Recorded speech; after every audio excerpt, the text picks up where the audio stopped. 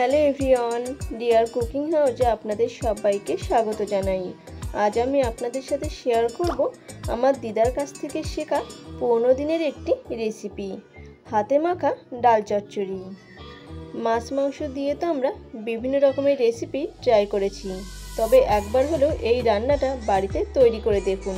আশা করি বাড়ির বাচ্চা থেকে বড় সকলেই খুব মজা করে খেয়ে নেবে। ডাল চচ্চড়িটা বানানোর জন্য এখানে আমি নিয়ে নিচ্ছি মসুর ডাল।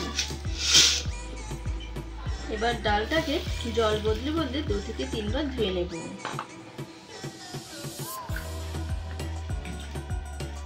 আর যে যে উপকরণগুলো লাগছে সেগুলো হলো আলুগুলোকে এভাবে ছোট ছোট চৌকো করে কেটে নিতে হবে, টমেটো কুচি, পেঁয়াজ কুচি, কাঁচা লঙ্কা। আজ এই ডাল চচ্চড়িটা প্রথমে আমি হাতে মেখে তারপর বানাবো। ধুয়ে রাখা মুসুর ডালটাকে একটা বড় পাত্রে দিয়ে দিলাম। একে একে সমস্ত উপকরণগুলোকে দিয়ে দিতে হবে। প্রথমে দিয়ে দিচ্ছি আলু, টমেটো কুচি, পেঁয়াজ কুচি,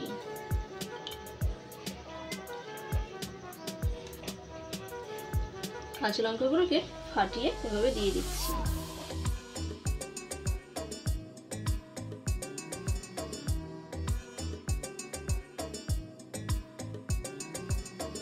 দিয়ে দিচ্ছি জিরে গুঁড়ো, হলুদ গুঁড়ো, সামান্য লঙ্কা গুঁড়ো। তবে ঝালটা অবশ্যই আপনাদের পছন্দ মতো কম বেশি দিয়ে নেবেন। স্বাদ অনুযায়ী লবণ দিয়ে দিচ্ছি। সবশেষে দিয়ে দেব সর্ষের তেল।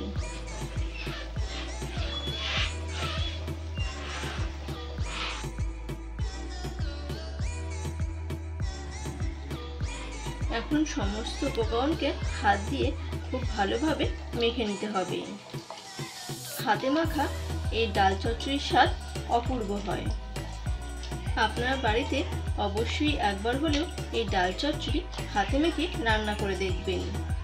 আগেকার দিনের মানুষ অভাবের সংসারে ঠিক এভাবেই ডাল চচ্চড়ি বানিয়ে বাড়ির সকলকে খাওয়াতো, আর এর স্বাদও হতো অসাধারণ।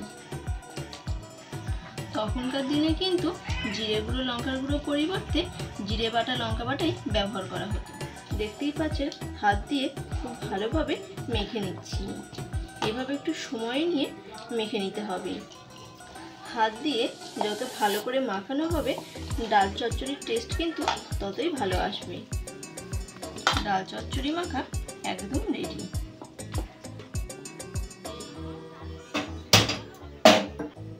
গ্যাস অন করে কড়াই বসিয়ে দিলাম।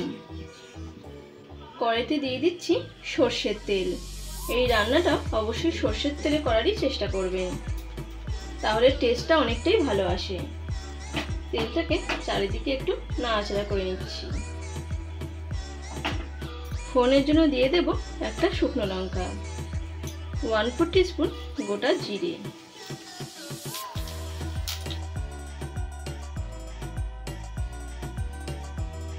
শুকনো লঙ্কা আর গোটা জিরেটাকে সামান্য একটু নাড়াচাড়া করে নিচ্ছি। ফোড়ন থেকে যখন সুন্দর একটা গন্ধ বেরোতে শুরু করবে সেই সময় দিয়ে দিতে হবে হাতে মেখে রাখা এই জিরে। সব কিছুকে ফোড়নের সাথে নাড়াচাড়া করে মিশিয়ে নেব।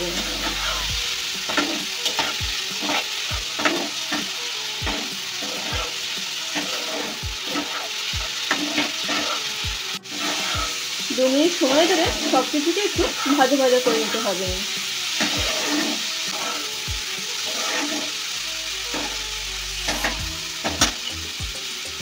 এখন ঢাকা দিয়ে দিচ্ছি। 3 মিনিট পর ঢাকা খুলে নিলাম।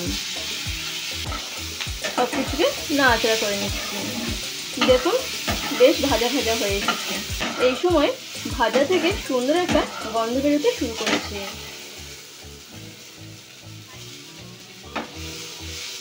এবার দিয়ে দেব জল।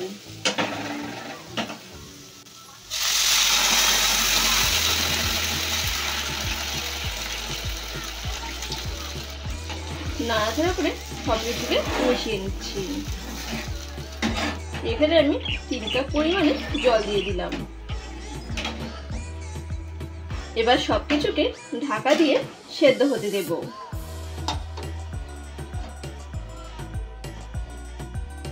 6 থেকে 7 মিনিট পর ফিরে এলাম।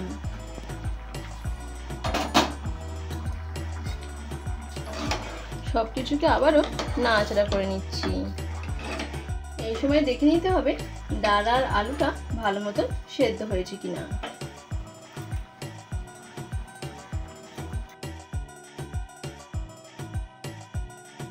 ডাল আলুটা ভালো মতো সেদ্ধ হয়ে গেছে।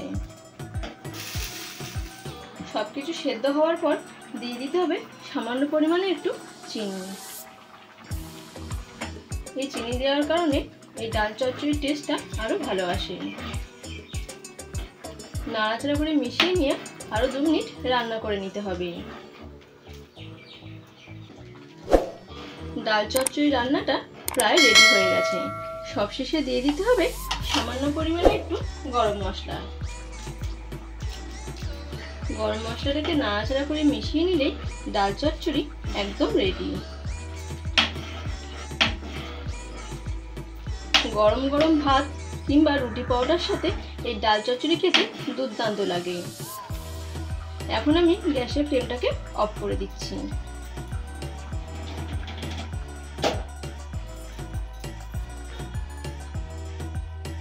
এখন আমি 3 থেকে 4 মিনিটের জন্য স্ট্যান্ডিং টাইমে রেখে দেব, তারপর পরিবেশন করব। এখন আমি এই ডাল আলুর চচ্চড়িটা একটা প্লেটে পরিবেশন করে নিচ্ছি।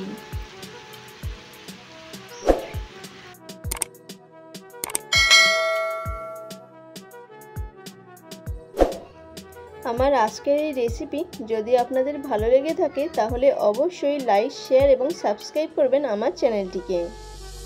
সাবস্ক্রাইব করার সময় কিন্তু বেল নোটিফিকেশনটা অন করতে ভুলবেন না, তাহলে আমি চ্যানেলে যখনই কোনো নতুন রেসিপি দেব সবার আগে আপনার কাছে পৌঁছে যাবে।